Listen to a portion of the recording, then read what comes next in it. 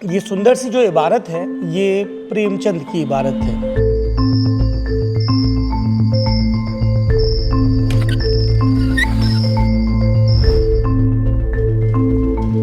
और हम जिस इमारत में खड़े हैं उसकी उम्र सैकड़ा से कहीं ज्यादा है। मैं दर्शकों को ये बता दूं कि यहाँ पे जो यूं ही रखी हुई किताबें हैं उनकी उम्र भी 70, 80, 100 साल ऐसी है। अंदर भी ऐसा ही है, कैसा था और कैसा हो गया है। राम मंदिर से दृष्टिगोचर होता हनुमान मंदिर, हनुमानगढ़ी। फर्नीचर भी बड़े पुराने ढंग का है। ये सब पुरानी किताबें हैं। देख सकता हूँ मैं ऊपर जाके? बिल्कुल देख सकते हैं।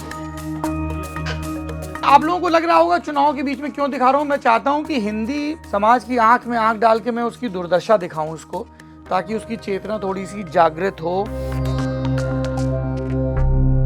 वहां सदा के लिए सुनो अब न्याय हाय हो जावेगा, लाट भवन का मान कहाँ तक सबका ध्यान दबावेगा, दीन दुखी दुनिया में फिर से सुख से रहने पावेंगे, दो ही चार महामहिमा में सब कुछ हड़प न जावेंगे। वाह।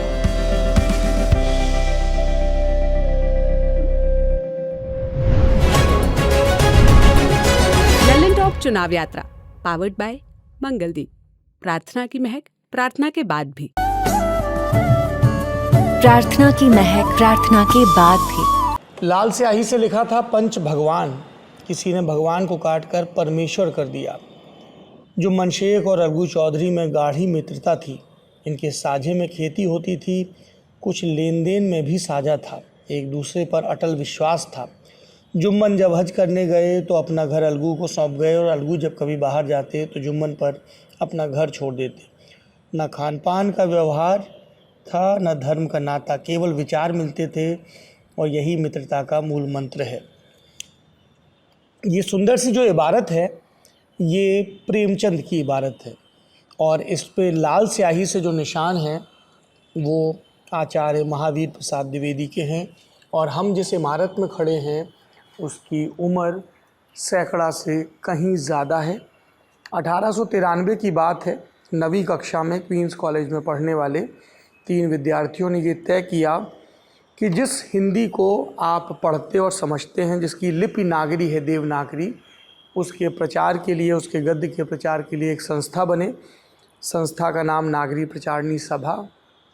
तमाम दिग्गज लोग इस संस्था के कार्य को आगे बढ़ाते गए और बाद में ये संस्था मठाधीशी के, कुप्रबंधन के, भ्रष्टाचार के हाथ चढ़ गई। एक लंबी अदालती लड़ाई के बाद बनारस में रहने वाले रंगकर्मी और साहित्यकार व्योमेश शुक्ल अब इस संस्था के प्रधानमंत्री बन गए हैं और नए सिरे से इस संस्था के जीर्णोद्धार का, सुधार का काम चल रहा है। इस समय हम नागरी प्रचारणी सभा के मुख्य कक्ष में हैं। हमारे साथ व्योमेश शुक्ल हैं। मुकदमे की कहानी फिर कभी सुनेंगे, वो हो गई। अब मैं ज़रा इसका अद्भुत इतिहास जानना चाहता हूँ, इन पांडुलिपियों का, इन तस्वीरों का। सबसे पहले वो तस्वीर दिखाइए। शिव कुमार सिंह, रामनारायण मिश्र और श्याम सुंदर दास। ये तीनों सभा के संस्थापक व्यक्तित्व हैं। क्वींस कॉलेज की 9वीं कक्षा के छात्र जो कॉलेज की डिबेटिंग सोसाइटी से ज़्यादा की कोई चीज़ बनाना चाहते थे। हिंदी में महज वाद विवाद और भाषण प्रतियोगिता नहीं, महज विद्यार्थी गतिविधियां नहीं, अपने छात्रत्व की मर्यादा का उल्लंघन करके, उस सीमा रेखा को पार करके कुछ नया, कुछ बड़ा गढ़ना चाहते थे जी। और इन्होंने एक संस्था बनाई। सिर्फ यही 3 नहीं थे, कुल 15-16 लोगों के नाम आते हैं।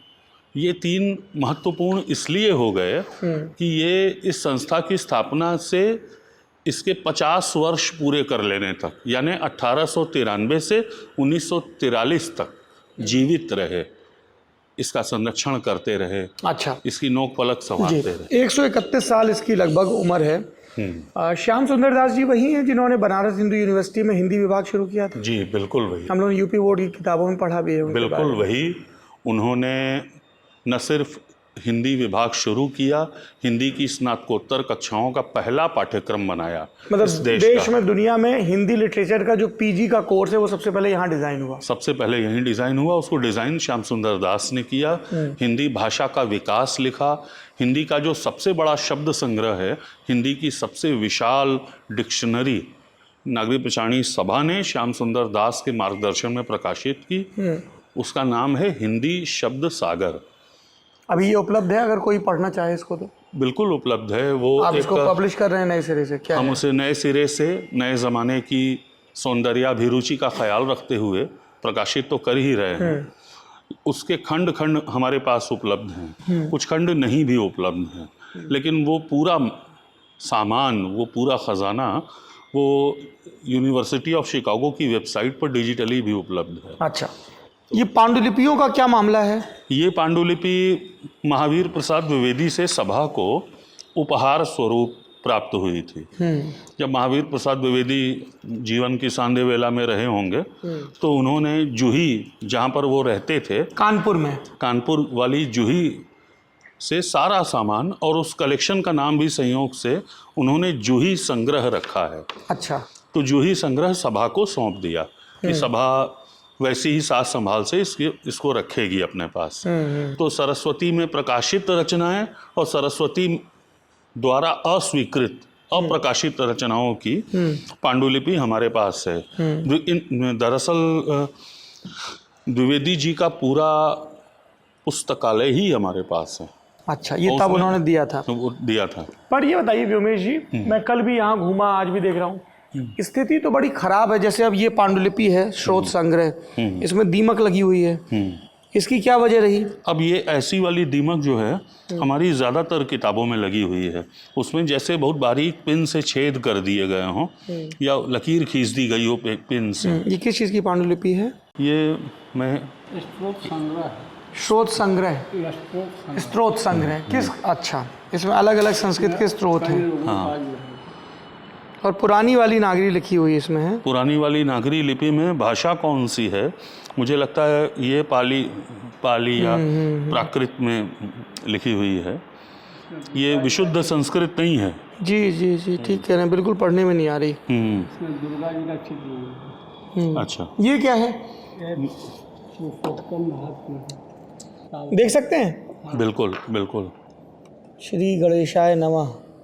हाँ, अब जैसे ये संस्कृत का पद है, इसमें ये भोजपत्र है, ताड़पत्र ताड़पत्र है। है। श्री गणेशाय नमः। मस्तु। ये हम आपको वो सामग्री दिखा रहे हैं जो आमतौर पर नागरी प्रचारणी सभा प्रदर्शनियों में जन सामान्य के लिए प्रदर्शित करती है। तो बहुत इसके दुर्लभ होगा, अलावा, बड़ा हाँ, इसको संभाल के। हाँ, ताड़पत्र तो वैसे आसानी से ख़राब नहीं होते जैसे कि कागज़ हो जाते हैं। और कागज़ों वाली जो पांडुलिपियाँ हैं जिनका बहुत विशाल संग्रह हमारे पास है, आगे भी है, सरस्वती वाली ही फाइल है ये वाली के लिए। हाँ, हम लोगों ने नेशनल मिशन फॉर मैन्युस्क्रिप्ट से बातचीत की है, कंजर्वेशन की। ये हमने कविता पढ़ी थी मैथिली शरण गुप्त की, भारत भारती, वो है ये। हाँ, तो ओरिजिनल है। हाँ, ओरिजिनल है। कितनी सुंदर हैंड राइटिंग। और जैसे फाइनल ड्राफ्ट में ही एक ही ड्राफ्ट हो तैयार करते हों, ऐसा जाहिर है कि नहीं होता होगा। अनेक सुधार परिष्कार। वहाँ सदा के लिए सुनो अब न्याय हाय हो जावेगा, लाट भवन का मान कहाँ तक सबका ध्यान दबावेगा, दीन दुखी दुनिया में फिर से सुख से रहने पावेंगे, दो ही चार महामहिमा में सब कुछ हड़प न जावेंगे। वाह, ये द्विवेदी युगीन इतिवृत्तात्मकता जो है, कविता में गद्य की भाषा लिखना, मुझे लगता है कि द्विवेदी जी और मैथिली शरण गुप्त बहुत अच्छे दोस्त भी थे। वैचारिक और सर्जनात्मक सहचर तो थे ही जिंदगी में भी। ये कामता प्रसाद गुरु वो हैं जिन्होंने व्याकरण की किताब लिखी। हाँ, अब ये देखिए उनका निबंध है। देखो भैया, इधर दिखाओ, ये हम लोगों को ना दिखाओ, वो महत्वपूर्ण नहीं है, ये महत्वपूर्ण है। अनुस्वार और अनुनासिक हिंदी के और अंग्रेजी में लिखने वाले संस्कृत के अधिकांश वैयाकरण अनुस्वार और विसर्ग को एक प्रकार के व्यंजन मानते हैं, परंतु और व्यंजनों के वर्ग में वे इसकी गिनती नहीं करते। इसका कारण यह है कि इन वर्णों अथवा चिन्हों में स्वर के पश्चात आने की ये शारदा लिपि का आ है। जो विशेषता है वह दूसरे व्यंजनों में नहीं पाई जाती। क्या मतलब, मैं तो हैंड राइटिंग देखकर ही चकित हूँ। तो आप मुझे ये बताइए, ये तो बड़ी दुर्लभ पांडुलिपियाँ, इनको रख दो भैया संभाल के। आपको इस हाल में मिला, कब मिला? ये प्राय 2.5 महीने हुए। 2.5 महीने हो गए। अब क्या करने की योजना है इसकी? क्या करने की योजना है? सरकार और समाज क्या कर सकता है? इतना बड़ा हिंदी भाषी समाज है और ये हिंदी की पहली संस्था है और वो भी बनारस में है और ये प्रधानमंत्री नरेंद्र मोदी का संसदीय क्षेत्र भी है और विद्वत परिषद है, बरसों से, सैकड़ों हजारों वर्षों का ज्ञात इतिहास है। बुद्धि का, विद्या का अखाड़ा है। बिल्कुल, विद्या का अखाड़ा है। पर अभी जो इसकी स्थिति है वो ठीक नहीं दिख रही है। हाँ, ये कितने बरस से ऐसी स्थिति है इसकी? जिसे आप ठीक नहीं कह रहे हैं वो स्थिति लगभग 40-45 साल से है इस संस्था की। अच्छा। हाँ, मतलब ये एक तरह की उपेक्षा और कुप्रबंध का शिकार है और ये तो इसका मुख्य हाल है। ये इस पुस्तकालय का नाम है आर्य भाषा पुस्तकालय जी। तो अब जैसे ये जो किताबें निकली हैं बीते समय में वही ये सब साफ सफाई में निकली हैं। हाँ, मैं दर्शकों को ये बता दूं कि यहाँ पे जो यूं ही रखी हुई किताबें हैं उनकी उम्र भी 70, 80, 100 साल ऐसी है। हाँ, कल हमने कई देखी। ये मूर्ति जो है वो संपूर्णानंद जी की मूर्ति है। संपूर्णानंद जी जिनके नाम पे संस्कृत का महाविद्यालय, जिनके नाम पर संस्कृत का विश्वविद्यालय है, जो बनारस के आदि नागरिक हैं, जिन्होंने उत्तर प्रदेश के मुख्यमंत्री रहे हैं। वो गोविंद बल्लभ पंत के गृह मंत्री बन जाने के बाद, सरदार पटेल के देहांत के बाद वो उत्तर प्रदेश के दूसरे मुख्यमंत्री। ये मूर्ति आचार्य महावीर प्रसाद द्विवेदी की यहाँ कहाँ रखी थी? ऐसी ये मूर्ति, इसका किस्सा ये है कि इसको जो है कुछ लोगों ने हिला डुला दिया था। ये बाहर लगी हुई थी और नागरिक प्रचारणी सभा के 75 वर्ष पूरे होने पर या संभवतः 60 वर्ष पूरे होने पर ये मूर्ति द्विवेदी जी के देहावसान के बाद स्थापित हुई थी, पंत जी द्वारा।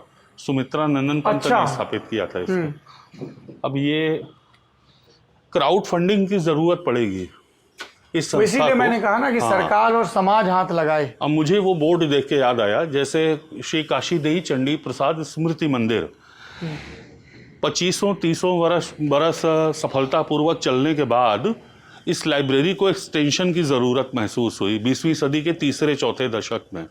तब आगे वाला हिस्सा जो है, इस दरवाजे के पीछे भी लाइब्रेरी की बिल्डिंग है, वो हिस्सा काशी देई चंडी प्रसाद के वंशजों ने बनवाया। ये बंद पड़ा है अभी।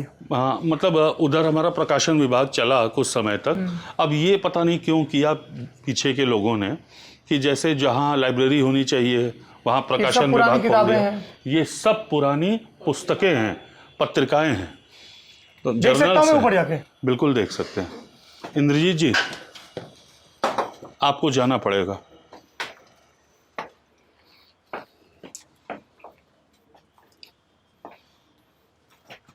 और बताना भी पड़ेगा कौन कौन सी पत्रिकाएं हैं।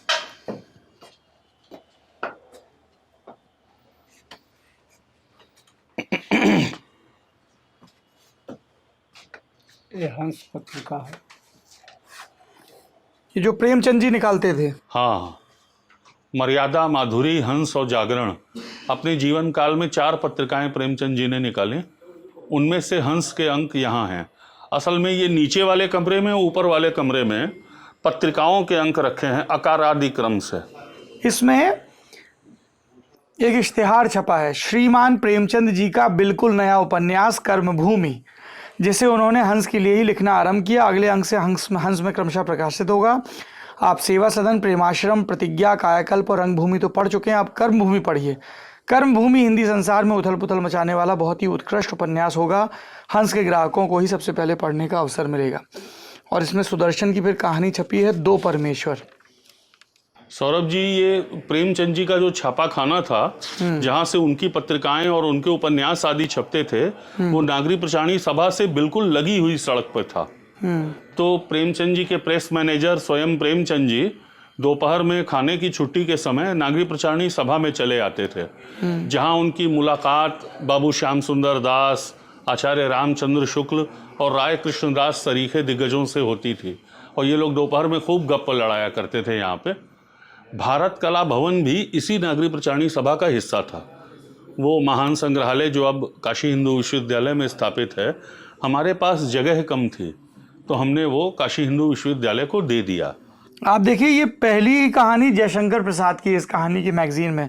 ये विशंबर नाथ शर्मा कौशिक की मशहूर कहानी कौन सी है? ताई वाले हैं ना। बताइए, एक ऐसी पत्रिका छप रही है जिसमें पहली कहानी जयशंकर प्रसाद की छप रही है। कौन सी कहानी है?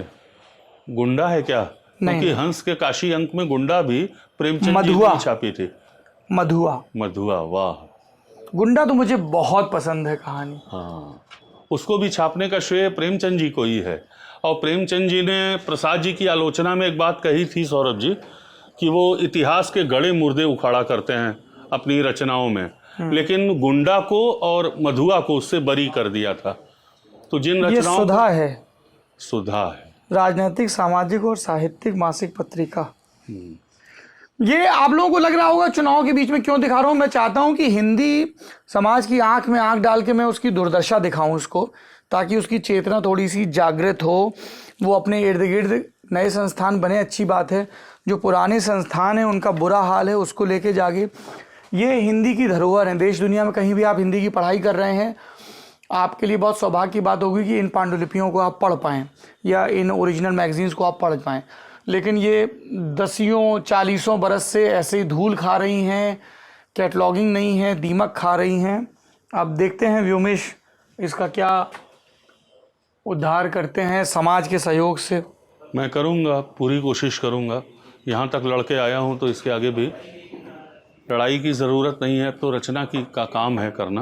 बाकी कैसे अनाड़ियों की तरह मैं उल्टा उतरा हूँ आज से। देखने वाले कहें ये बिल्कुल ही सहरारू हो गया है। कोई बात। तो ये सब गुरु सब पुरानी किताबें, सब पुरानी किताबें हैं, आप उठा के देख सकते हैं। द मॉडर्न लाइब्रेरियन 1945 की किताब है। द पंजाब लाइब्रेरी एसोसिएशन ने इसको पब्लिश किया है। वाह। हिंदी के उपन्यास, हिंदी के नाटक इतने पुराने हैं। एक पूरी की पूरी लाइब्रेरी है। अगर इंद्रजीत भैया ये तुलसी वाली लाइब्रेरी की चाबी ले आइए। अंदर भी ऐसे ही है। हाँ, अंदर फिर आप वो जर्नल्स के ही सेक्शन में जा रहे हैं। नहीं, मैं चाहता हूं कि ये सब लोग देखें। कायाकल्प ना हो तो आपको कुछ बरस में दोषी ठहराएं, और हो तो देखें कि कैसा था और कैसा हो गया है। ये मैं साखी तैयार कर रहा हूं ताकि आपकी भी जवाबदेही रहे। आप प्रधानमंत्री बन गए हैं यहाँ के। हाँ।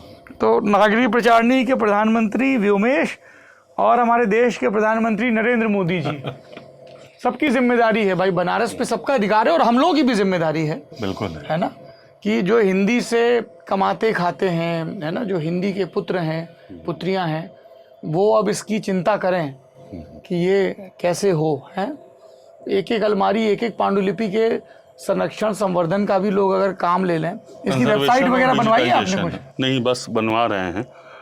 वेबसाइट पर बनाने के लिए इसका जो संक्षिप्त इतिहास है 2024 तक का, 1893 से 2024 तक का, वो बस तैयार होने को है। हमारे पास हमें एक बना बनाया इतिहास मिल गया है 50 सालों का। सभा का अर्ध शताब्दी इतिहास नाम की एक किताब है। अब उसके आगे जो हुआ है उसमें से प्रमुख बातों को उसमें जोड़ करके। ये 1964 की पत्रिका है भारती। इसमें कन्हैयालाल माणिकलाल मुंशी का पत्र है। वाह। डॉक्टर सर्वपल्ली राधाकृष्णन का लेख है भारतीय संस्कृति पर। डॉक्टर शिवमंगल सिंह सुमन, महर्षि टॉलस्टॉय, महात्मा गांधी, संसार को हिंदू धर्म की देन। क्या बात, कैसी सुंदर पत्रिकाएं निकलती थी। खुद हमारी पत्रिका भी बड़ी ऐतिहासिक और भारत के पुण्य क्षेत्रों पर प्रकाशित लेखमाला के अंतर्गत अयोध्या पर यह तीसरा लेख है। राम मंदिर से दृष्टिगोचर होता हनुमान मंदिर, हनुमानगढ़ी, बाईं ओर घंटाघर है, नीचे प्रांगण में मंदिर प्रकोष्ठ, हनुमान जयंती के दिन ब्राह्मण बैठकर रामायण पाठ कर रहे हैं। क्या बात है। सब हनुमान मंदिर, हनुमानगढ़ी के दृश्य हैं। राम पर एक श्रृंखला लिखी है राय कृष्णदास ने नागरी प्रचारणी पत्रिका में। हम उसकी एक किताब बना रहे हैं। दरअसल समांतरतः हमें प्रकाशन और संपादन वाला काम भी करते जाना है। सिर्फ इस लाइब्रेरी का कंजर्वेशन और डिजिटाइजेशन एकमात्र कर्तव्य नहीं है, बल्कि जो पहले पब्लिश हुई हैं किताबें, इसमें ये सब तो कुछ अपेक्षाकृत नई और मतलब फर्नीचर भी बड़े पुराने ढंग का है। हाँ वाह, हाँ, इधर अगर आप एक बार और ये लौट क्या है? ये अखबार हैं, आज की जो बनारस से प्रकाशित आज अखबार है उसकी फाइल है। तो बड़ी जर्जर हो गई है। हाँ, ये कितना बड़ा है? दो ऐसे ये साइड गलियारे, एक बड़ा हॉल, ऊपर भी कुछ होगा। बाहर से तो हमने शॉट्स लिए हैं, ये छत ऊपर जाती है। हाँ, ऊपर हस्तलेखों वाला सेक्शन है। इस ओर जो है कला भवन जिसे कहा जाता है, उसमें हमारे ही पुराने प्रकाशन रखे हुए हैं, उनके पहले, दूसरे, तीसरे, चौथे संस्करण और कुछ और पढ़ी जाने वाली किताबें। और ये हिंदी के दिग्गजों के कितने सुंदर चित्र हैं। ये चित्र उस्ताद राम प्रसाद ने, जो मुगल शैली के विख्यात चित्रकार थे, जयशंकर प्रसाद का तैयार किया है। और प्रेमचंद जी का भी मुझे देख के लग रहा है कि उन्होंने शैली तो एक ही लग रही है। हाँ, मुगल शैली और कंपनी शैली की ब्लेंडिंग है। कुछ चित्र बाद में बैजनाथ वर्मा जी, जो बनारस के एक प्रसिद्ध चित्रकार थे, उन्होंने बनाए हैं, और बाकी उसके पहले के हैं वो ज़्यादा अच्छे हैं। कंपनी शैली वाले वो किसने बनाए हैं मुझे ढंग से पता नहीं है। इधर देखिए, राजा शिव प्रसाद सितारे हिंद का चित्र है, ये बीच में जो बीच में। हाँ, वाह, तो क्या योजना है आपकी अब नागरी विचारणी को लेकर? मेरी एक योजना तो है कि आइए बाहर चल के बात करते हैं जी। हाँ, बोलिए। हस्तलेखों का काम जो है कंजर्वेशन और डिजिटाइजेशन का 4 जून के ठीक बाद शुरू हो जाएगा। ये मुझसे नेशनल मिशन ने कहा है, जो पांडुलिपियों का नेशनल मिशन है और मिनिस्ट्री ऑफ कल्चर के अधीन आता है। वो एक बड़े बजट का इंतज़ाम करेगा।